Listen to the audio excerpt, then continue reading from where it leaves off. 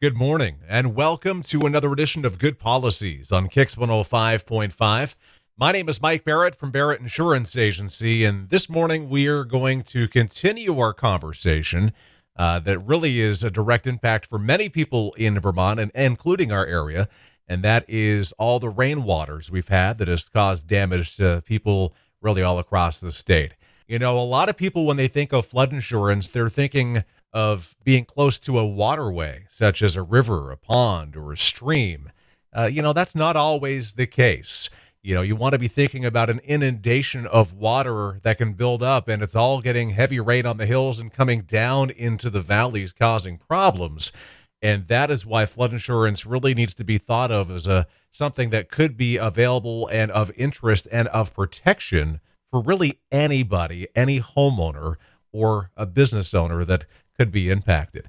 Some interesting statistics here. 99% of U.S. counties have experienced a flood since 1998, and over 40% of flood insurance claims come from outside of what most people would consider a high-risk flood area. Another interesting factoid is just 1 inch of water can cause about $25,000 of damage to your property. Now, bear in mind, if you don't have a flood insurance policy, you don't have flood insurance. That means with the rain impacting and causing damage to property, you really could be exposed. So it's something to think about. And even if it's just a matter of getting a quote, it would be of great interest to you to see what the potential cost would be to have coverage for water damage that could happen to your property. Interesting note with the National Flood Insurance Program, we've talked about it in the weeks past.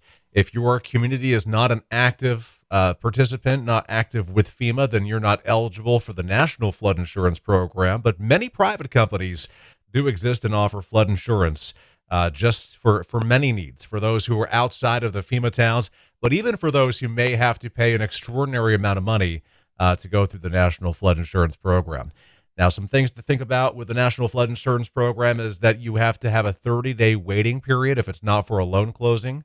The National Flood Insurance Program requires inundation of at least 2 acres or 2 structures to even trigger coverage. Some of the private markets have more loosely defined definitions of flood, which could be of benefit to you. So definitely worth having a conversation. Maximum limits with the National Flood Insurance Program, $250,000 for a residential property and no more than $500,000 for commercial. Those limits could be a little low for your needs.